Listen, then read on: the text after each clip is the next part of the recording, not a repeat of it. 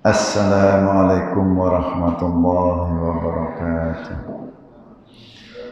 Bismillahirrahmanirrahim. Alhamdulillahi rabbil alamin. Wassalatu wassalamu ala ashrafil anbiya'i wal mursalin Sayyidina Muhammadin wa ala alihi wa sahbihi ajma'in. Rabbi israh li sadri wa yassir li amri wahlul 'uqdatam min lisani yafqahu qawli. Subhanaka la ilma lana illa ma 'allamtana innaka antal alimul hakim. Wala hawla wala quwwata illa billahil azim. Rabbi yassir wa la tu'assir wa tamim bil khair. Yang saya hormati Tuan Imam, Tuan Bilal, pengurusi Alijatan Kuasa Masjid Kampung Parit Kasih serta Alijatan Kuasanya, Tuan-tuan haji, para alim ulama, para guru, ustaz, para jamaah yang saya hormati sekalian. Alhamdulillah, syukur kita kehadirat Allah SWT pada malam ini kita diketemukan lagi dalam siri tazkirah ataupun kuliah maghrib, sebagaimana yang kita telah mulakan bulan lepas selepas daripada Hari Raya Aidilfitri. Untuk itu, sebelum kita mulakan majlis, sebelum kita teruskan bicara kuliah pada malam ini, mari kita sama-sama membaca Ummul Kitab. Kita adakan kepada junjungan besar Nabi Muhammad SAW, para keluarganya, para sahabat, tabi'in, serta seluruh umat Islam. Dan kita semua yang berada dalam majlis ini, mudah-mudahan majlis yang kita adakan ini dalam keredaan, perlindungan serta rahmat Allah Subhanahu wa taala. Al-Fatihah. A'udzubillahi minasyaitonir rajim. Bismillahirrahmanirrahim. Alhamdulillahi rabbil alamin. Ar-Rahmanir Rahim. Maliki yaumiddin. Iyyaka na'budu wa iyyaka nasta'in. Ihdinas siratal mustaqim. Siratal ladzina an'amta 'alaihim ghairil maghdubi 'alaihim waladdallin. Amin. Tuan-tuan yang dirahmati Allah sekalian, kalau bulan yang lalu saya telah bicarakan berhubung dengan nilai ibadah Ramadan kita, sama ada kualiti atau tidak kualiti. Untuk menilai kualitinya ibadah kita, yaitu setelah Ramadan dan munculnya Syawal, maka ia akan timbul rasa untuk melakukan kebaikan. Kerana hadis Rasulullah SAW, al-hasmi sawabil hasanatu, al-hasanatu ba'daha. Kebaikan kita akan melahirkan kebaikan yang baru. Maknanya apabila kita telah melakukan kebaikan, selepas daripada itu kita akan melakukan kebaikan yang baru. Maksudnya begini tuan-tuan, dalam bulan Ramadan kita bertungkus lumus untuk mengerjakan ibadah dan melaksanakan perintah Allah SWT, yaitu sebulan penuh kita beribadah, bekerja kuat untuk kita melakukan ibadah, yaitu suruhan Allah SWT. Selepas daripada bulan Ramadan, apakah yang ditinggalkan dan apakah permulaan untuk kita membangunkan amal-amal kita untuk menyambung lagi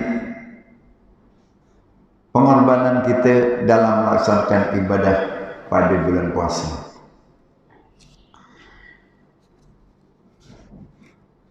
Kerana apa tuan-tuan? Kerana setelah kita selesai melaksanakan ibadah puasa, Allah SWT menerangkan bahawa kita ini telah dikembalikan kepada yang asal. Itu yang disebutkan sebagai fitrah.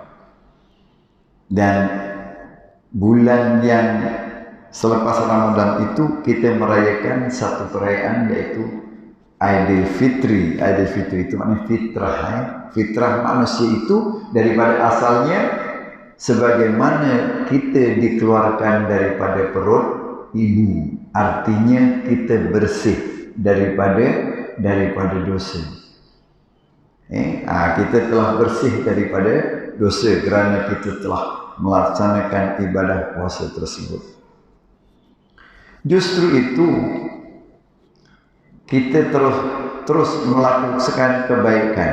Itu yang dinamakan kebaikan yang kita lakukan akan melahirkan kebaikan yang baru.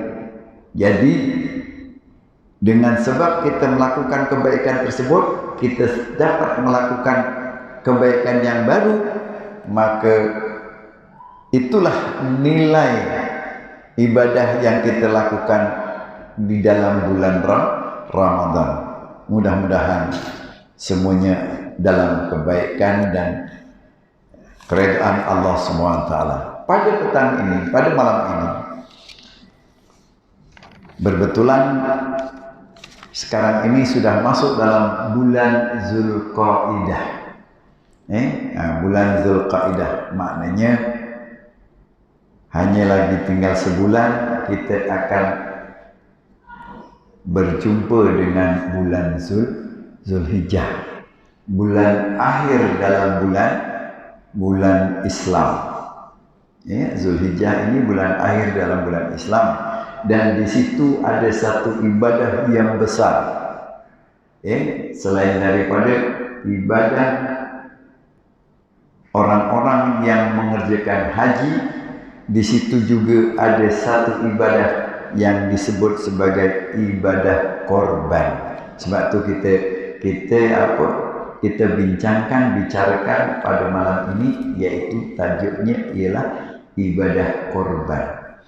Bila disebut korban ni tuan-tuan, korban ni banyak, pengorbanan. Kita ni adalah orang-orang yang sentiasa berkorban, sama ada dari segi masa, harta dan tenaga. Dari segi masa, tuan-tuan dapat mengorbankan masa daripada maghrib sehinggalah ke waktu isya. Duduk mendengar saya bercakap. Kalau kita tak dapat berkorban mengorbankan masa, tuan-tuan dah bangkit dah keluar dah. Maknanya itu tak ada pengorbanan. Tidak ada pengorbanan. Kerana apa tuan-tuan? Satu ketika Rasulullah SAW didatangi seorang pemuda. Pemuda tersebut berkata kepada Rasulullah SAW, "Ya Rasulullah, aku inginkan ganjaran atau pahala yang besar daripada Allah SWT. Tetapi aku tak mampu untuk melaksanakan puasa. Aku tak mampu untuk melaksanakan bangun malam dan solat malam." Apa jawaban Rasulullah? Rasulullah kata, "Kalau kau nak ganjaran yang banyak, ikut cakap aku." Apa dia Rasulullah? Dia kata jangan sia-siakan waktu maghrib hingga ke isya. Jangan sia-siakan waktu maghrib hingga isya. Maknanya setelah kita sembahyang maghrib, kita jangan biarkan waktu maghrib itu berlalu begitu sahaja, ya, sehingga datangnya waktu isya. Jadi tuan-tuan, ini adalah antara orang-orang yang memanfaatkan waktu-waktu yang disebutkan oleh Rasulullah SAW. Mudah-mudahan tuan-tuan adalah daripada orang yang sanggup mengorbankan masa. Itu dari segi pengorbanan yang disebut sebagai korban. Kan Piramli ada mengalunkan berkorban apa saja, harta punya nyawa kita berkorban masa, berkorban harta, berkorban nyawa. Berkorban harta untuk keluarga kita, kerana nak menyara keluarga kita, anak isteri kita. Sanggup kita meredah hujan dan sebagainya, hujan panas, untuk kita mencari harta kerana kita nak memberi nafkah kepada anak kita. Berkorban nyawa bagi pasukan keselamatan. Pasukan keselamatan berkorban nyawa. Dan kita juga berkorban nyawa, kadang-kadang kita berkorban nyawa juga. Pergi kerja jauh, dalam keadaan jauh, itu adalah satu pengorbanan juga. Jadi khusus yang dimaksudkan korban pada malam ini ialah ibadah korban yang telah dilalui oleh Nabi Ibrahim alaihissalam. Dari situlah rentetan korban itu terus kepada umat Nabi Muhammad SAW hinggalah ke hari kiamat. Ibadah korban itu terus dilakukan dari tahun ke tahun. Dari tahun ke tahun ibadah korban ini dilakukan oleh setiap orang Islam. Ibadah korban adalah suatu yang sunat dituntut, yaitu suatu perkara perbuatan yang sangat dituntut. Sangat dituntut. Maknanya kalau kita melakukan korban itu sangat baik. Sangat baik. Kerana dituntut. Mengikut sejarahnya Nabi Muhammad tak pernah tidak melakukan korban.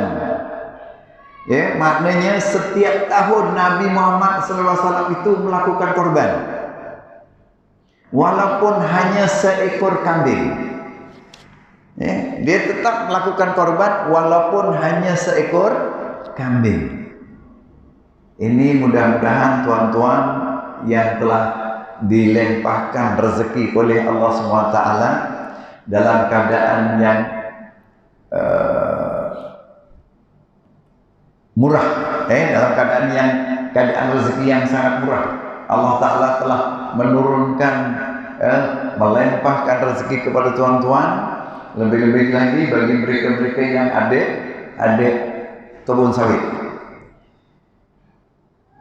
1 tan sekarang serat yang saya tahu lah 1.300. Okey, betul 1.300 lebih kurang. 1 tan 1.300. Jadi maknanya Allah Ta'ala sedang membuka pintu rezeki yang mewah kepada hamba-hambanya, yang memiliki kebun sawit lah. Dan kalau kita yang jenis tak ada kebun sawit macam saya, kalau saya mengupah pun ambil upah, mungkin upahnya tinggi. Jadi dari segi apa yang kita terima, nikmat yang kita terima daripada Allah Ta'ala, kita kena bersyukur.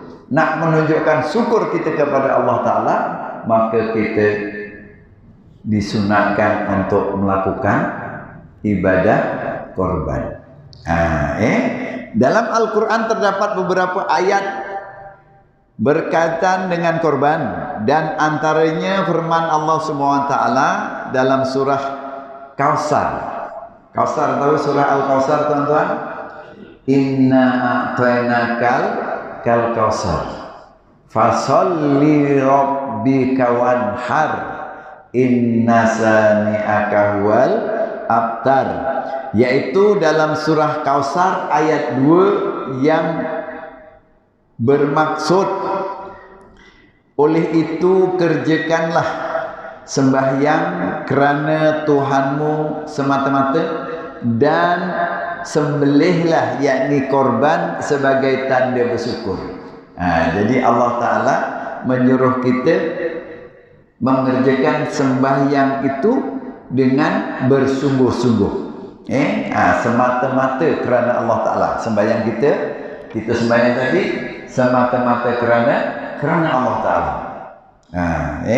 Tidak kerana segan dengan pengurusi, tidak kerana segan dengan imam. Kita memang niat ke masjid ini untuk melakukan sembahyang lillahi ta'ala. Apa saja kita melakukan yaitu kerana Allah Ta'ala. Jadi Tuhan memerintahkan kita untuk kita sembahyang semata-mata kerana Allah, dan sembelihlah binatang, sembelihlah binatang, yaitu tanda kita bersyukur. Tanda kita bersyukur. InsyaAllah kalau kita berkorban dengan menyembelih binatang itu, InsyaAllah Allah akan tambahkanlah lagi rezeki dan mewahkan lagi rezeki untuk kita yang berkorban. Tuan-tuan yang dirahmati Allah sekalian, ibadah korban ialah tanda kita bersyukur atas rezeki yang Allah kurniakan kepada kita. Bagaimana mahu mengatakan kita ini bersyukur sekiranya kita tidak membuktikannya. Jadi jangan kita hanya cakap bersyukur saja, tapi kita tidak membuktikan. Buktikan kesyukuran kita terhadap Allah Ta'ala. Ini waktunya. Ini waktunya. Bersyukur dengan korban dan seterusnya berkongsi kesyukuran itu dengan orang yang memerlukannya. Maknanya kita bersyukur dengan cara melaksanakan korban dan kita berkongsi. Kita berkongsi kesyukuran itu dengan orang-orang yang memerlukannya. Bagaimana? Yaitu dengan cara kita berkorban atas sembelihan binatang yang halal tersebut. Selepas itu dibagi-bagikan. Nanti kita akan sampai ceritanya. Baik. Dalam surah Al-Hajj pula ayat 36, kalau tuan-tuan baca Al-Quran yang ada maknanya, cuba tuan-tuan semak. Cuba kita balik rumah, kita buat homework lah, buat kerja rumah. Tengok Al-Quran surah Al-Hajj ayat yang ke-36. Allah berfirman, yang artinya, dan kami jadikan unta, yang leher panjang tu, yakni yang dihadiahkan kepada fakir miskin Mekah itu sebahagian dari syiar agama Allah untuk kamu. Pada menyembelih unta yang tersebut ada kebaikan bagi kamu, oleh itu sebutlah nama Allah semasa menyembelihnya. Ketika itu berdiri di atas 3 kakinya, maka apabila tombang, yakni serta putus nyawanya, makanlah sebahagian daripadanya dan berilah sebahagian yang lain kepada orang yang tidak meminta dan yang meminta. Demikianlah kami mudahkan dia untuk kamu, yakni menguasainya dan menyembelihnya, supaya kamu bersyukur.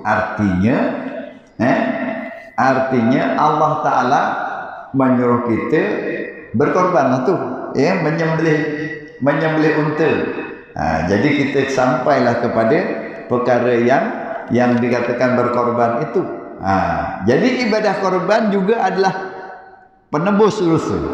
Ibadah korban itu juga adalah penebus dosa, kecuali dosa besar. Dosa besar taklah. Sing dosa ketidak, dosa cilik-cilik. Dosa cilik-cilik. Malah kita akan dapat kebaikan untuk setiap bulu haiwan yang kita korbankan. Setiap bulu haiwan yang kita korbankan, kita akan cuba kita tengok hadis Rasulullah SAW yang bermaksud tidak ada satu amalan anak Adam pada hari nahar. Hari nahar itu ialah 10 Zulhijjah. Hari nahar ialah 10 Zulhijjah, yaitu Aidil Adha, yang paling Allah sukai selain daripada menumpahkan darah. Jadi pada hari nahar itu amalan yang disukai oleh Allah Ta'ala ialah menumpahkan darah. Macam apa yang dikatakan menumpahkan darah?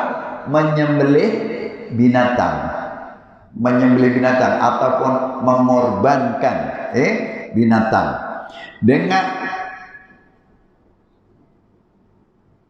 Kerana apa? Kerana binatang korban itu akan datang pada hari kiamat nanti dengan tanduk, kuku dan bulu-bulunya sebagai saksi. Sebagai saksi ke atas ibadah korbannya. Dan sesungguhnya darah, yakni binatang korban itu akan tumpah di sisi Allah di suatu tempat sebelum tumpah ke bumi. Oleh itu perelokkanlah olehmu niat serta binatang yang dikorbankan itu. Tengok, besok ketika di hari kiamat, binatang yang kita korbankan itu akan datang kepada Tuhan yang mengorbankan. Dia akan berkata bahawa aku adalah binatang yang disembelih oleh Tuhan ini. Dia telah berkorban pada hari raya, pada hari nahar. Bulunya, tanduknya, kukunya, serta semua sekali binatang tersebut dia akan menjadi saksi di akhirat akan datang. Baik menemui orang yang berkorban tadi di hadapan Allah Subhanahu wa taala.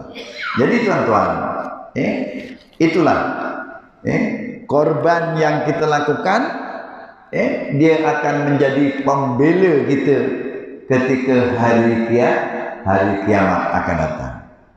Macam yang saya dah terangkan pada bulan lepas berhubung dengan bacaan Al-Quran. Ada 7 surah yang harus kita hafal dan kita amalkan. Ingat lagi tak tuan-tuan? Kalau tak ingat saya ulang semula. 7 surah. Saya sekalian dulu sajalah. Saya belum cerita? Dah kan? Dah cerita. Ada 7 surah. Maknanya yang pertama ialah surah Al-Mulk. Al-Mulk ni kalau kita baca, apa dia punya faedahnya? Ia akan menjadi pembela kita di alam kubur.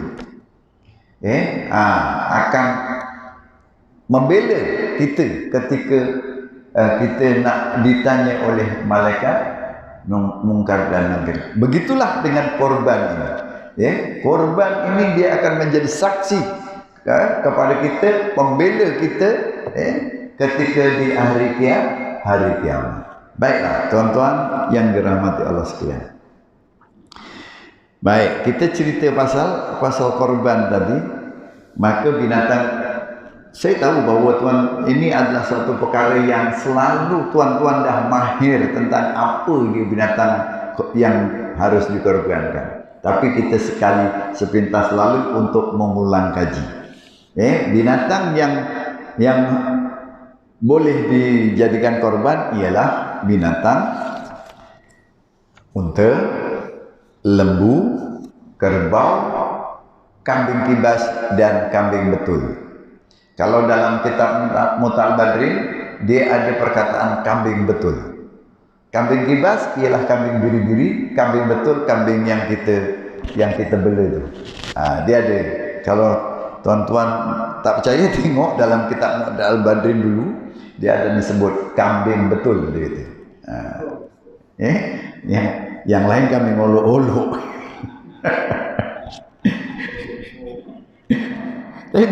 Betul Pak, nang kitab kena ni. Ya. Ada disebut kambing betul. Maknanya kambing betul tu dulu kita tercari-cari kan apa dia kambing betul kan? Apa yang lain tu kambing olok-olok. Rupanya kambing betul tu adalah kambing bawah inilah yang kambing yang dibeli oleh orang kampung kita lah, kita semua tu. Yang baunya peremus. Tapi bau peremus sedap kan. Baik. Nabi makan kambing. Jadi kita sunat dengan makan kambing. Kambing itu ada setengah orang bila jumpa kambing, aku tak berani, darah tinggi kan. Tapi sebenarnya itu adalah makanan Rasulullah SAW. Lauknya ialah dia suka akan kambing. Baiklah. Binatang yang disyaratkan untuk korban kita untuk sekali lalu saja. Kambing biri-biri yang berusia 1 tahun dan ke atas.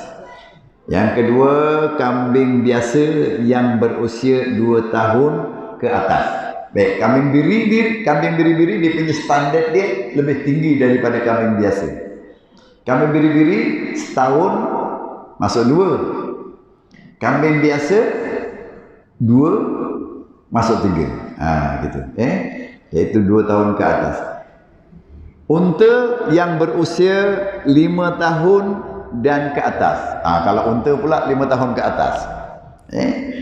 Lembu atau kerbau yang berusia 2 tahun dan ke atas. Jadi itu semua, itu saja jenis-jenis yang boleh dikorbankan. Yang lain-lain tidak termasuk. Yang lain-lain tidak termasuk dikorbankan. Baik. Kita laju sikit. Syarat-syarat orang yang ingin melakukan ibadah korban. Syarat dia.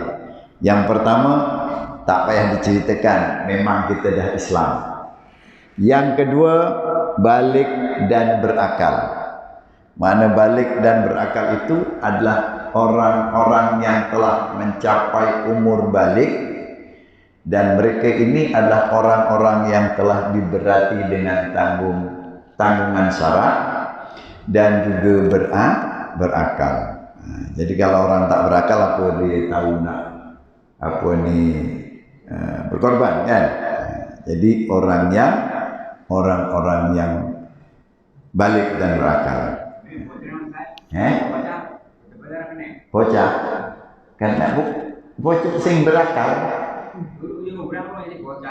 Bocah dia orang kena lah. Dia syaratnya balik Pak. Balik iki bagi wong kita ki wong orang juga. Dia tidak mestinya sunat ke balik. Nak kita wong tuwek-tuwek iki wong Jawa kita kebiasaan ni nak ngomong balik wis sunat ora. Dia sing jenenge balik wong sing wis metu manine. Wong sing wis metu manine. Ngimpilah. Dia eneng beza antara perempuan dengan laki-laki, dia punya balik dia berbeza. Sebenarnya puan-puan ini dah tahu, tapi cuma mungkin ada keliru sikit lah.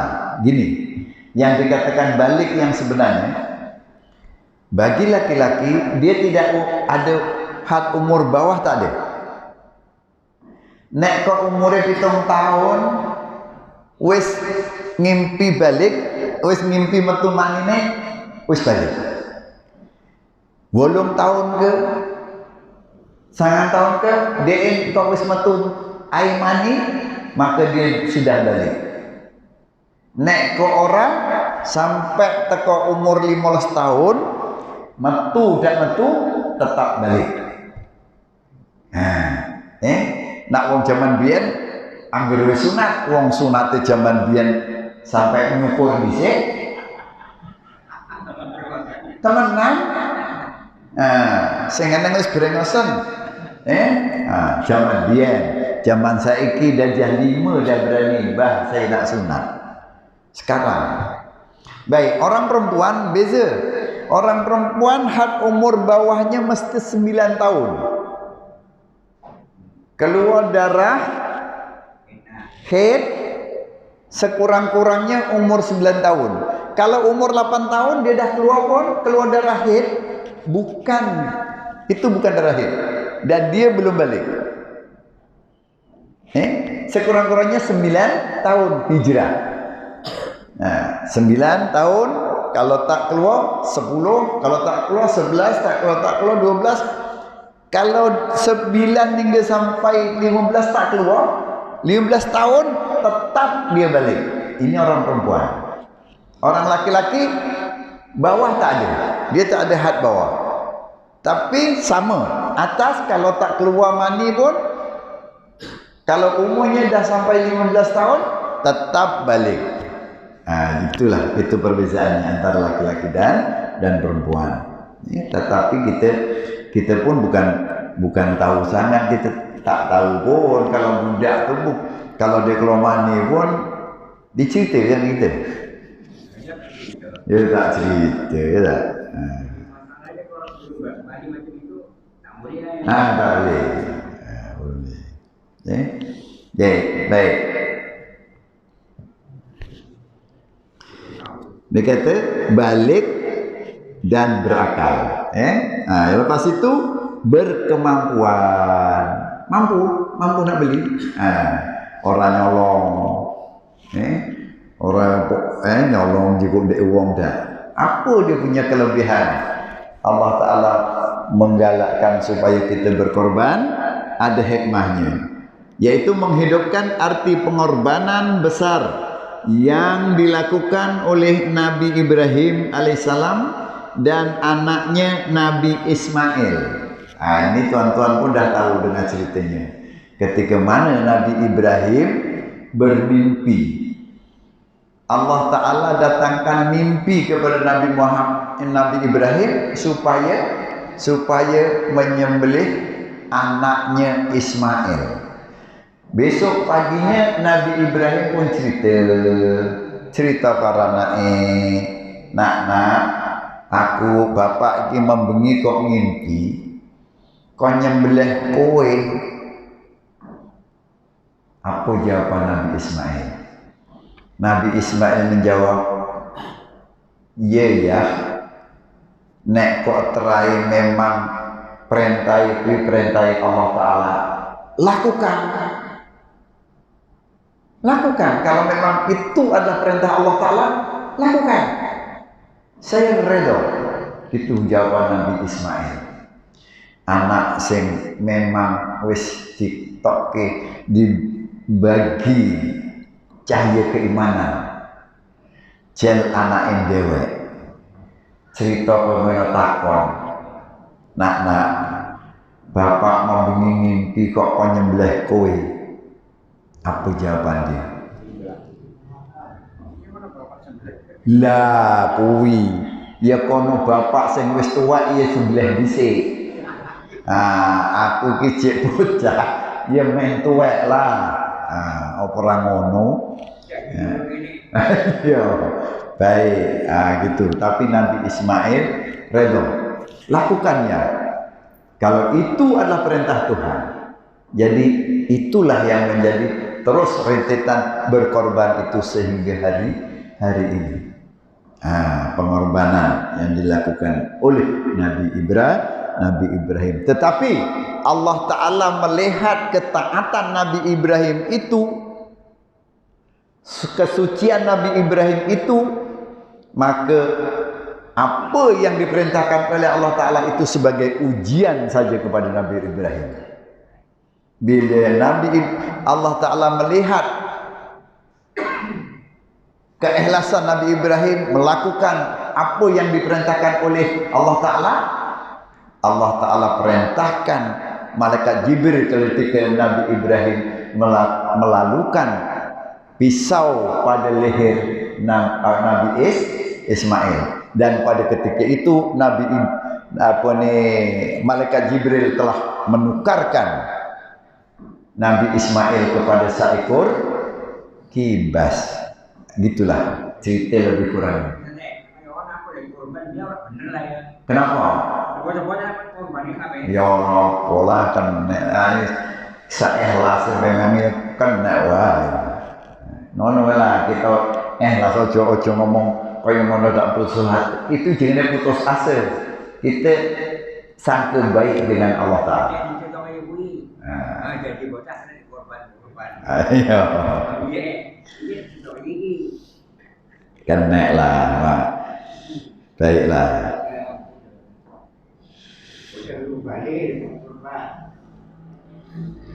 Tapi kita mengorbankan kan. Iyalah bukan dia isi melakukan. Kita tak apa lagi. Nang kene iki dek ngomong dek bocah sing korban. Ada salah. Baik. Yang kedua sebagai tanda pengabdian dan tanda patuh, tunduk patuh kepada Allah Ta'ala. Kita ni satu daripadanya hikmah kita korban. Yang pertama tadi kerana kita mengikut apa pengorbanan Nabi Ibrahim. Yang kedua kita menunjukkan kepatuhan kita kepada Allah Subhanahu Wa Ta'ala. Yang ketiga menambahkan rasa kasih sayang dan ikatan persaudaraan sesama umat Islam.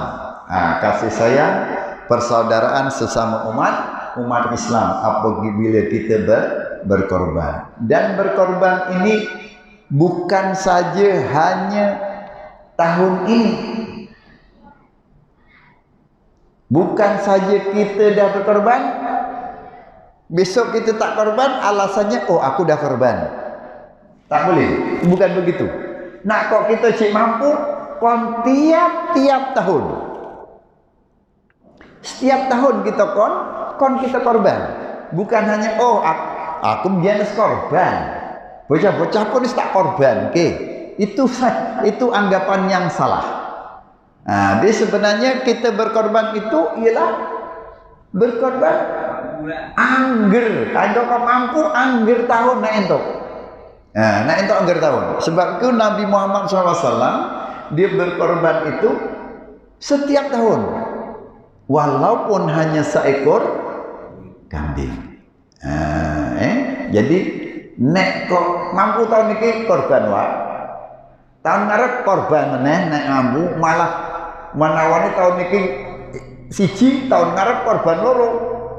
Nak kok wis bagi-bagi dagingnya iki kok kene wis kabeh kebagi. Dalan Rejosari rono eneng sak nggon sing kena diterima. Kono dalan Rejosari membar kono terus sampai Sri Baru menggok kanan omah pertama kayak ngono. Kaget kok kono. Enggak, aku ora njaluk, aku gur nidokke wae. Sembarangan tapi iyalah. Baik. Jadi kita disuruh berkorban itu setiap tahun. Yang mampulah, yang mampu ada kemampuan dan boleh melakukan korban. Oke. Ada lagi sedikit. Baik. Cara pembagian korban. Sebelum sampai ke cara pembagian korban ini boleh kita lakukan secara individu ataupun kita berfungsi dengan orang ramai. Contohnya kalau yang saya Saya pernah ikut, ini bukan di kampung saya pernah ikut, sebab kawan saya di kampung Istana, dia setiap tahun dia ada korban berkelompok. Dia cara nak mengumpulkan duit, katakanlah sekarang ini paling tidak pun harga lembu 5.000. Kalau dapat 4.800 mungkin lembunya kecil sikit dan mungkin kawan-kawan yang jual, tapi paling tidak pun 5.000 lebih. Sekarang. Jadi kalau dulu saya buat satu nama cuma 300 setengahnya. Satu nama. Tapi sekarang nih, kalau kita nak berkelompok kongsi beli satu ekor lembu, kurang-kurang pun 800. Kita boleh tubuhkan satu kumpulan 7 orang, lepas tu lantik sapu bendahari, bermula daripada bulan Muharram. Cara ansur-ansur, kalau yang ada duit terus katakan selepuk dulu 300 setengah, selepuk bayar. Yang tak, dia sebulan 50. Tapi kalau sekarang ini mungkin sebulan kita 80, 10 bulan 800. Jadi kalau 800 ada 7 orang, sebab satu ekor lembu 7 orang. Jadi kalau 8 kali 7 sudah ada 5.600. Dah boleh lah, dah lega lah. Nak beli lembu tu dah lega. Boleh. 5.600. Jadi cara mengumpulkan dana tu terpulang. Yang penting seorang ada 800 ringgit. Kalau zaman sekarang lah. Gitu. Jadi boleh dikongsi-kongsi. Selain daripada kita kemampuan sendiri beli satu ekor lembu sendiri, kita, isteri kita, anak kita, gitulah macam yang Wak Juki cakap tadi. Untuk anak, untuk keluarga dia. Itu memang kita ni masih lagi dengan kongkongan adat. Kalau nak korban ni mesti nak kena keluarga sendiri. Sebenarnya kita boleh berfungsi dengan orang lain. Contohnya kita wujudkan satu kelompok 7 orang, siapa yang nak kita kongsi. Tahun depan kita sembelih untuk 1 ekor dengan dikongsikan. Jadi itulah, begitulah cara kita nak melakukan korban secara kongsi. Baik tuan-tuan yang dirahmati Allah sekalian. Ada lagi berapa minit? 4 minit. 4 minit boleh untuk cara pembahagian daging. Daging korban. Daging korban mesti dibagikan kepada fakir miskin. Menyembelih korban mesti dibagikan dan disedekahkan kepada fakir miskin. Dia ada 3 cara. 1 ekor lembu dibagikan dengan 3 bahagian. 1 bahagian kita boleh makan sendiri. Sebahagian 1/3 itu kita sedekahkan kepada fakir miskin, dan 1/3 kita boleh hadiahkan, bagikan kepada orang kaya sebagai hadiah. Tapi orang miskin mesti kena bagi. Dan jangan kita sembelih korban, lepas itu tak dibagi keluarga sendiri. Ada yang begitu. Ini tak kena. Nabi Muhammad SAW, dia berkorban, dia cuma ambil daging satu pelepah tangan ini. Yang lain semua bagi. Gitu. Jadi kena buat macam tu. 1/3 untuk orang miskin, 1/3 untuk orang kaya sebagai hadiah, dan 1/3 kita boleh makan. itu adalah korban sunat. Tapi kalau korban wajib, macam mana yang dikatakan korban wajib? Korban yang dinazarkan. Contohnya kita ada anak, cucunya anaknya tak bersalin-salin, tak mendapatkan zuriat. Jadi dia bernazar, kalaulah menantu aku ini besok dapat zuriat, melahirkan anak, aku nak korban. Lah itu yang jadi wajib. Kalau korban wajib, kita dah tak boleh makan. Yang korban tak boleh makan. Dan orang-orang yang ditanggung. Makna orang-orang yang ditanggung itu orang-orang yang ditanggung dalam rumah. Dalam rumah. Tapi kalau kita dah bagi ke orang, kita nak ambil lembu ni. Aku nak korban, ni lembunya. Kita dah serahkan kepada orang lain. Kau bagikan kepada fakir miskin, kepada orang kaya sebagai hadiah. Bagian aku tak ambil. Sikit. Jadi kalau macam itu semua orang dah ambil kan, dah dibagi. Lepas tu orang tu buat kenduri, jemput kita, termasuklah orang yang berkorban tadi. Boleh makan tak? Boleh. Sebab itu dah hak orang. Orang tu bagi kita makan balik tak apa, bukan hak kita. Itu dah hak orang yang kita bagi. Boleh makan. Cuma kita jangan bagi kepada fakir, kepada kafir. Orang kafir kita tak boleh bagi langsung. Memang tak boleh. Jelas kan? Jadi itulah pengorbanan. Jadi pengorbanan yang kita lakukan kerana kita nak melakukan ibadah kepada Allah Ta'ala, kerana kita bersyukur. Kita nak menunjukkan bahawa kita bersyukur kepada Allah Ta'ala, jadi kita melakukan korban. InsyaAllah tuan-tuan yang dirahmati Allah Ta'ala, yang sekian.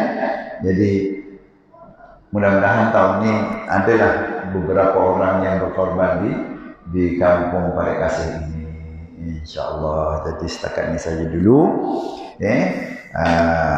tazkirah kita pada malam ini. InsyaAllah kita akan sambung lagi di waktu yang lain pada bulan hadapan. Jadi minta maaf kalau ada salah-salah saya, kasar bahasa saya. Wabillahi taufiq wal hidayah. Wassalamualaikum warahmatullahi wabarakatuh.